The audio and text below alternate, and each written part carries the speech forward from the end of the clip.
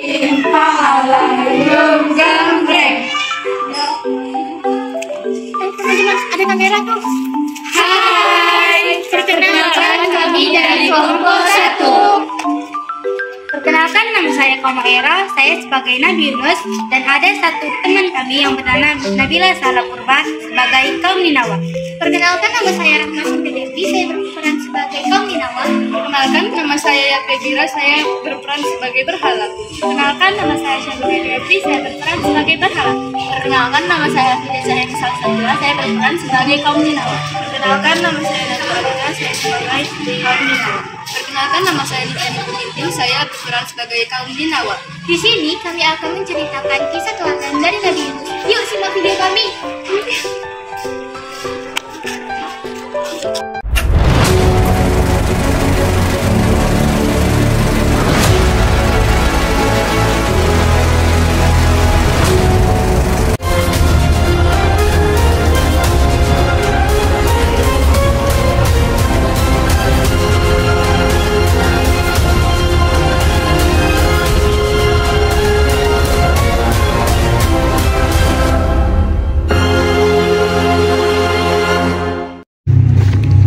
Kisah ini disebutkan beberapa kali dalam Al-Quran, salah satunya surat Asy-Syaffat ayat 139 sampai 148.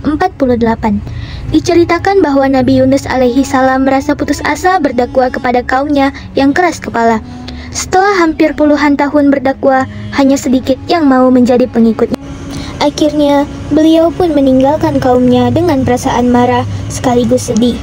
Allah Subhanahu wa Ta'ala mengutus Nabi Yunus untuk berdakwah kepada suatu kaum di Ninawa, negeri yang terletak di daerah Al-Musil atau Mosul, Irak. Hampir seluruh penduduk Ninawa masih mewarisi tradisi nenek moyang mereka, yaitu menyembah berhala. Kaum Ninawa tidak menyukai kehadiran Nabi Yunus. Menurut mereka, ajakan Nabi Yunus untuk beriman kepada Allah tidak sesuai dengan tradisi mereka.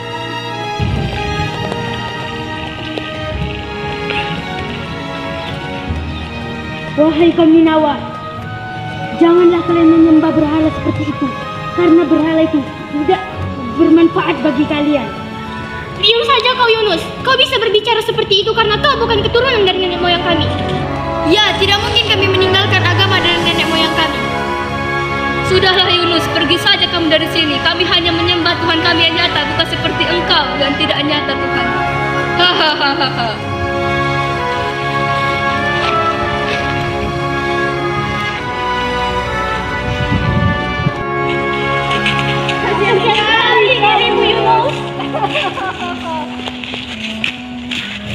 Nabi Yunus mulai tersurut amarahnya mendengarkan cemoohan dari kaumnya. Bahkan dengan beraninya mereka menghina Allah. Lancang sekali mulut kalian kaum Ninawa. Kalian berani menghina Allah. Padahal aku sudah mengingatkan kalian. Tapi kalian sebentar lagi ajab Allah akan datang ke negeri ini.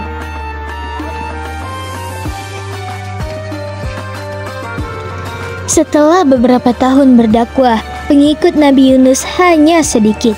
Berbagai cara telah dilakukan untuk mendekati kaum Ninawa, namun malah menghina Nabi Yunus sampai akhirnya beliau mulai putus asa. Kemarahan dan kekecewaannya bercampur menjadi satu. Kemudian Nabi Yunus mulai berdoa kepada Allah. Tidak kuat lagi menahan keras kepalanya kaum Ninawa ini ya Allah. Ya Allah, sekiranya Engkau dapat mengutus hamba berdakwah selain ke negeri ini ya Allah. Ya Allah, kabulkanlah doa hamba ini ya Allah. Disinilah letak ujian Nabi Yunus. Beliau tidak sabar dalam menghadapi kaumnya dan akhirnya memilih untuk meninggalkan kaum Ninawa. Padahal tugas dakwanya belum usai. Tak lama setelah kepergian Nabi Yunus, hal buruk terjadi pada kaum Ninawa. Tiba-tiba, cuaca yang awalnya cerah berubah menjadi gelap.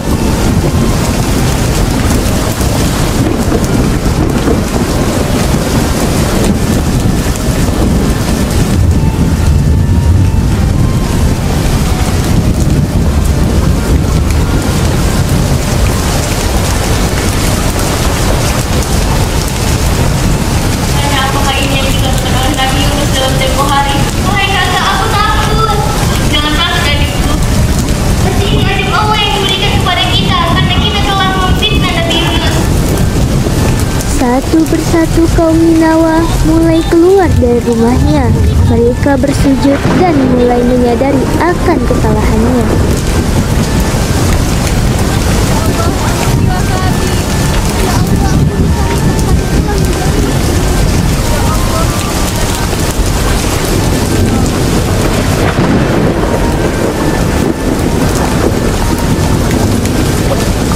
Kemudian Allah tidak jadi menurunkan azab kepada penduduk kaum Ninawa seperti yang disebutkan di dalam Al-Quran surat Yunus ayat 98. Ketika mereka, kaum Yunus itu beriman, kami hilangkan dari mereka azab yang menghinakan dalam kehidupan dunia, dan kami beri kesenangan kepada mereka sampai waktu tertentu. Sementara itu, Nabi Yunus sudah berjalan cukup jauh, sampailah beliau di tepi pantai. Langit sore tampak bersahabat. Terlihat di sana ada kapal yang akan berlayar. Kemudian Nabi Yunus pun ikut masuk ke dalam rombongan kapal yang akan berlayar itu. Semua orang heran melihat penampilan seseorang nabi di dalam kapal. Namun, para penumpang tidak berani menyapa Nabi Yunus. Mereka hanya berbisik. Nakoda menggerakkan kapal cukup cepat.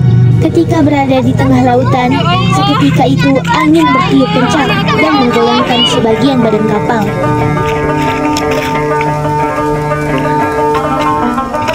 Sepertinya para pemuda-pemuda berkumpullah, kita akan melakukan undian.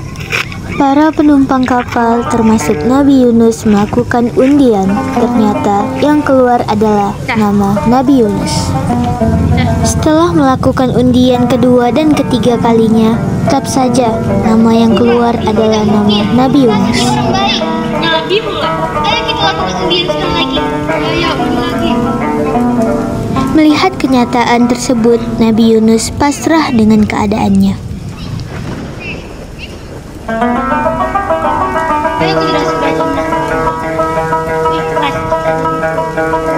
Orang-orang melihat Nabi Yunus dengan perasaan tidak rela. Kemudian Nabi Yunus bersiap untuk turun dari kapal. Beliau menatap ombak yang bergulung-gulung di hadapannya. Ya Allah, mungkin balasan bagiku ada sikap pengecut dan tidak sabar menghadapi ujian, ucap Nabi Yunus. Demikianlah Nabi Yunus termasuk orang-orang yang kalah dalam undian tersebut sehingga terlempar ke laut. Setelah Nabi Yunus menceburkan diri ke tengah laut, tak lama kemudian muncul seekor ikan paus yang sigap menelan beliau. Nabi Yunus pingsan selama beberapa hari di dalam perut ikan paus. Saat membuka mata, yang Nabi Yunus rasakan ialah kegelapan dalam jiwa dan raganya. Perasaan bersalah kepada Allah selalu menghantuinya. Tubuhnya tidak berdaya karena tidak ada asupan makanan selama berada di dalam perut ikan paus. Kemudian Nabi Yunus dalam segala kekuatannya berdoa kepada Allah, seperti yang disebutkan dalam surah Al-Anbiya ayat 87. Tidak ada Tuhan selain Engkau, Maha Suci Engkau, sungguh aku termasuk orang-orang yang zalim. Allah seketika itu menjawab doa Nabi Yunus dan menghilangkan kesedihan yang dirasakannya. Melalui perantara ikan paus, melemparkan Nabi Yunus di sebuah daratan yang tandus. Akhirnya, Nabi Yunus keluar dari perut ikan paus dalam keadaan lemah dan sakit. Lalu, Allah menumbuhkan tanaman di dekatnya. Lalu, beliau pun menikmatinya. Tubuhnya kembali bugar dan sehat. Setelah kondisinya berangsur pulih, seperti sedia kala, Nabi Yunus kembali ke kaumnya di Ninawa.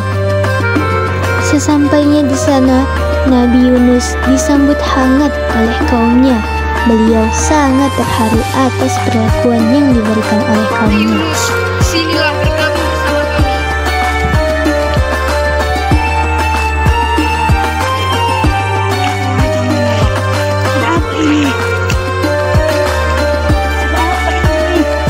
Kami ingin mengikuti ajaranmu, wahai. Kami ingin beriman kepada Allah.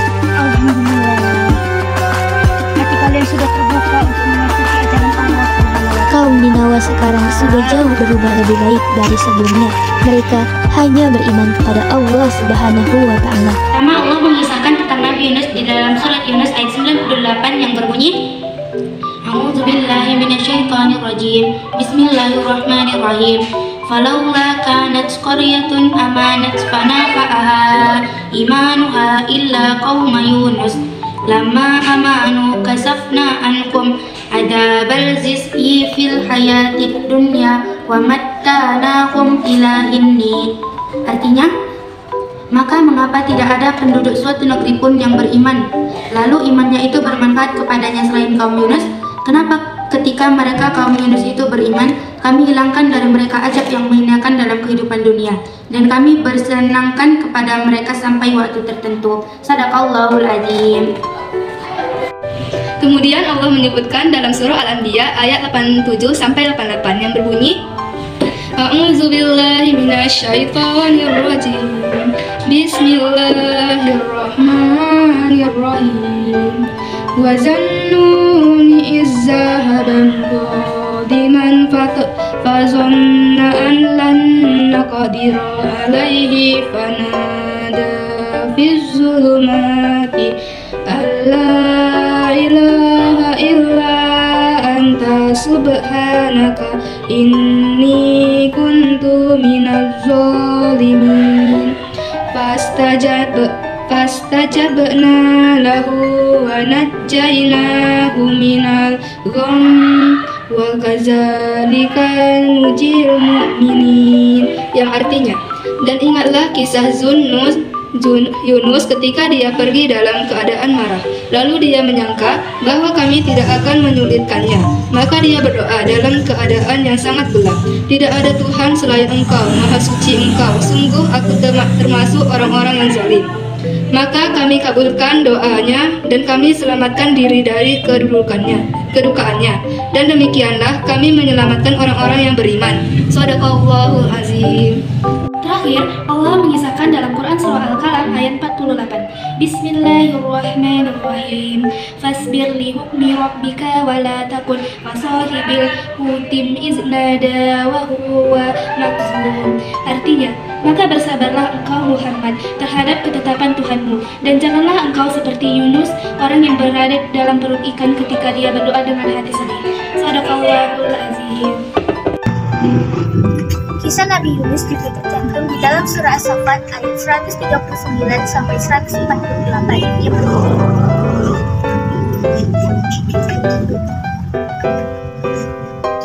dan sungguh Yunus benar-benar termasuk salah seorang rasul.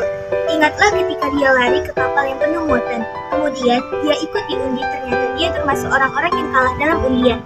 Maka dia ditelan oleh ikan besar dalam keadaan tercela. Maka sekiranya dia tidak termasuk orang yang banyak berpikir bertasbih kepada Allah, niscaya dia akan tetap tinggal di perut ikan itu sampai hari kebangkitan.